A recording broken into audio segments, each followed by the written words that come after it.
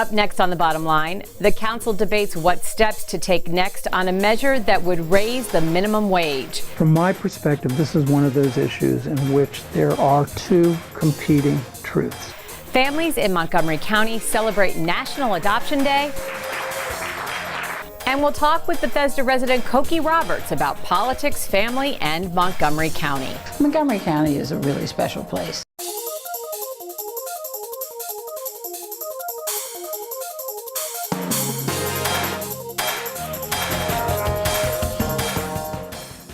Thanks for watching, everyone. I'm Susan Kennedy. We begin this time with division on the council over a bill that would raise the minimum wage to $15 an hour by 2020. Currently, the council is split 5-4 on the bill, with the majority in favor. But the bottom line to some on the council is how much this bill could cost county businesses. The current minimum wage in Montgomery County is $10.75 per hour, and it will go up to $11.50 July 1st of next year. Existing law does not provide for annual increases based on inflation, so earlier this year a bill was introduced to raise the wage to $15 per hour by the year 2020. Before taking a vote on the measure, Council President Roger Berliner and 3 of his colleagues want to get an outside consultant to study what the economic effects of the bill would be on local businesses.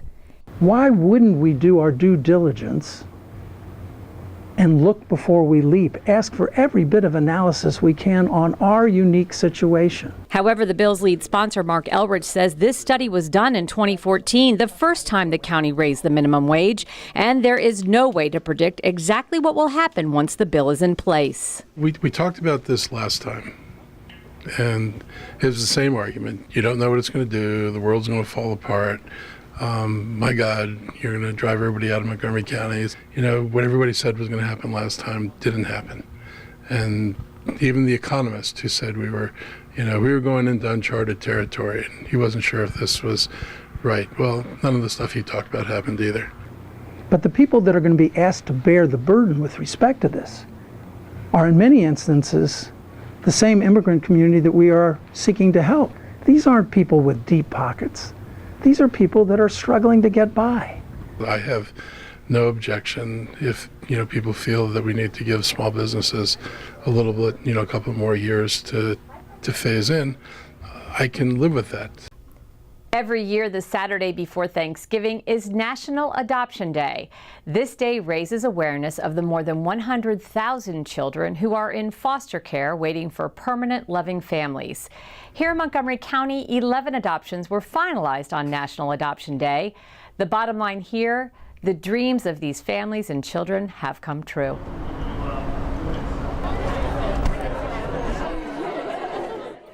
It's a big day for the Perez family. After more than 2 years, their foster son Dennis is now officially a member of their family.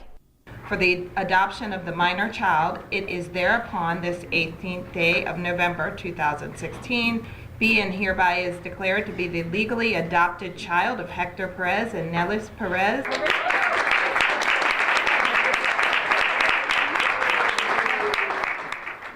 Dennis came to the Perez home when he was 3 months old, and they immediately fell in love with the boy with the soft brown eyes.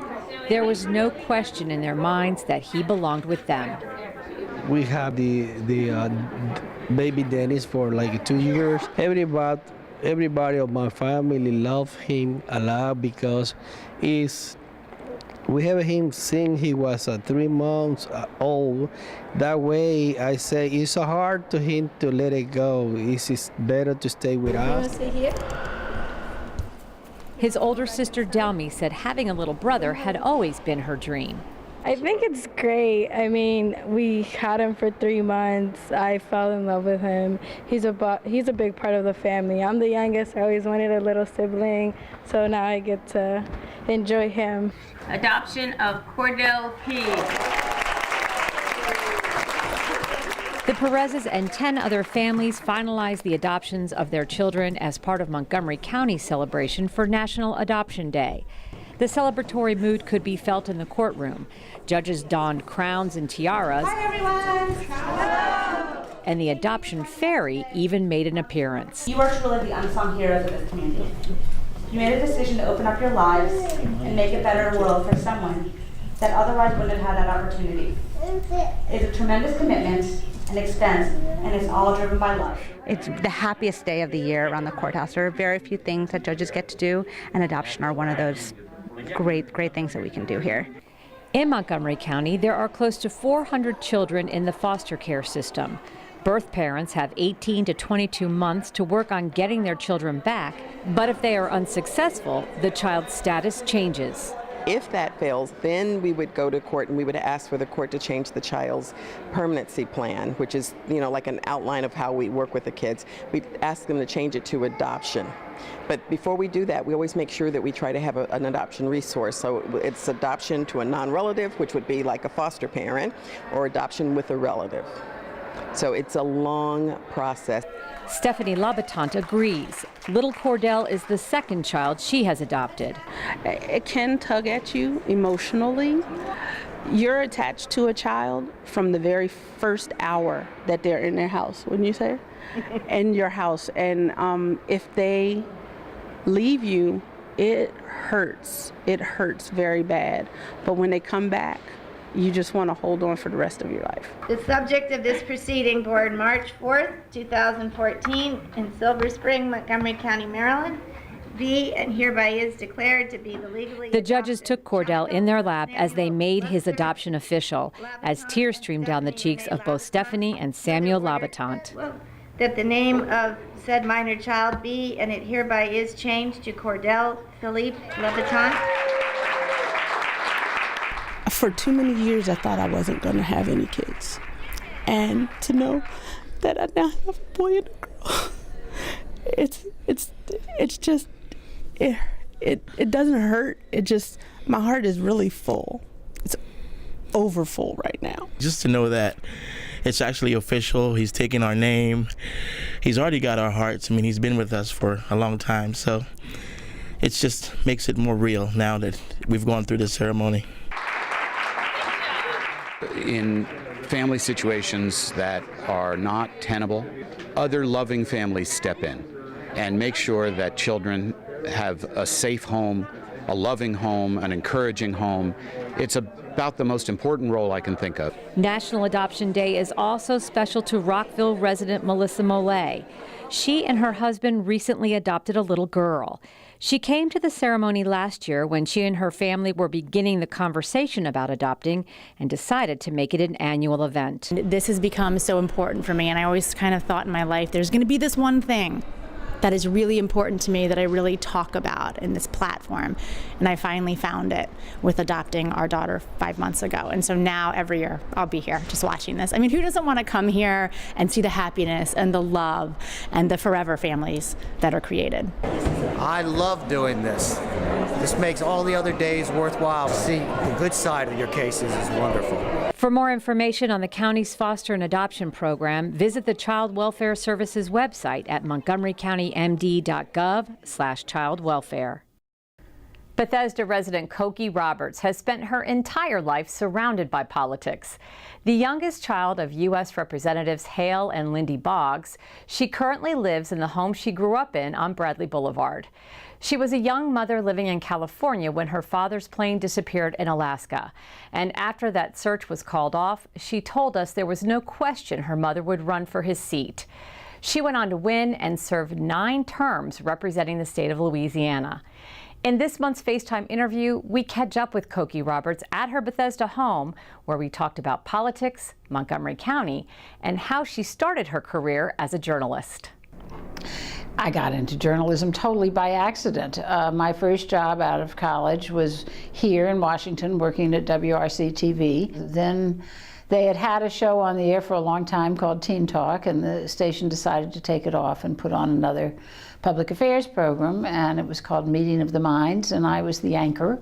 But then Steve and I got married, and I moved to New York, and it never occurred to either one of us that I would not just quit my job and move. And so that was 1966. That's us. She and her husband Steve eventually moved back to the D.C. area, where she began working for several big-name media outlets. When we moved back here in 1977, I started working at NPR. And so I've been at NPR ever since. And then starting in 1980, had jobs for PBS. And then I went to ABC in '88. Cokie Roberts grew up in a political home, and she will tell you that shaped her into the journalist she is today. Her late sister Barbara Boggs Sigmund served as the mayor of Princeton in the 1980s, and her late brother Thomas Boggs was a powerful Washington attorney. She says politics was the primary language the family spoke. Because of my upbringing, I not only learned a great deal about our government, but I also learned a great deal about history, because my family was always very engaged in the history of the nation. And that gives a lot of context to what I do. I know a lot. I know a lot about American government and how it works. I had the advantage of having an education in American government my whole life. So I do have a bias in favor of the institutions of government. I do think that Congress and the presidency and the courts were a good establishment. Roberts was an outspoken critic of President-elect Donald Trump during the campaign. Obviously, you grew up in politics around your mom and dad. Have you ever seen anything like this where you have a But she says she respects the office of the presidency and will wait until his administration gets in office before making any commentary. Well, we'll have to see what direction we're going. We have a new president, unlike any president we've ever had before. We've never elected someone who did not have either public service or military experience. I remember election night sitting in the studio as it was clear that Donald Trump was going to be elected president, and one of my colleagues saying, you know, these are uncharted waters. But my response was, well, the voters hated the charted waters. I have tremendous faith in the system, and I have a deep respect for the office of the presidency. And I think what you have to do, as President Obama said, is give President-elect Trump the benefit of the doubt and see where he goes with it. Now that the campaign is over, Roberts, who has authored more than 20 books, is on the road promoting her new children's book, Ladies of Liberty. Of course, it's Sacagawea with her baby on her back. She has condensed her adult book about the women who laid the groundwork for a better society. This is our last First Lady who was born outside of the United States, the only other one. Louisa Catherine Adams. The Founding Mothers, which came out a few years ago, I'm happy to say all of these books have hit the bestseller list, and I'm particularly glad that that's true about the children's books, because I want boys and girls to know about these remarkable women in our history. She called Lady Bird Johnson, who was one of her closest friends, and one of this group of remarkable women. It's nonstop for you, no plans of slowing down? There's no point in slowing down. You know, if I get to the point where I'm slow, I'll slow down. But at the moment, I'm not slow. Let's talk about Montgomery County. You've lived in this house for quite some time. This is your parents' house. Why is this a place that you've chosen to call home? Montgomery County is a really special place, and it's so wonderfully diverse now. You know, the fact is, when I was growing up here, it was basically a white bread suburb of Washington. Now it is, as you well know, the schools are majority minority, and still wonderful, wonderful schools, which tells you that this can be done, that this is not something that is a result of having minorities in schools. It's a result of not paying attention. And the Montgomery County schools have paid attention. And it is a beautiful place to live. It's got wonderful services, and it's a terrific place to raise a family. And a programming note, be sure to watch the newest episode of No Boundaries. Taped at Ev and Maddie's restaurant in downtown Rockville, Councilmember Sidney Katz got a chance to catch up with Montgomery County Economic Development Corporation Board Chair Bob Buchanan. Here's a clip. And that's why, in many cases, local government really becomes the place where people can get things done. I mean, you see each other in the grocery store, you see each other in your walks of life, and therefore people many times are much more comfortable telling you when something is wrong.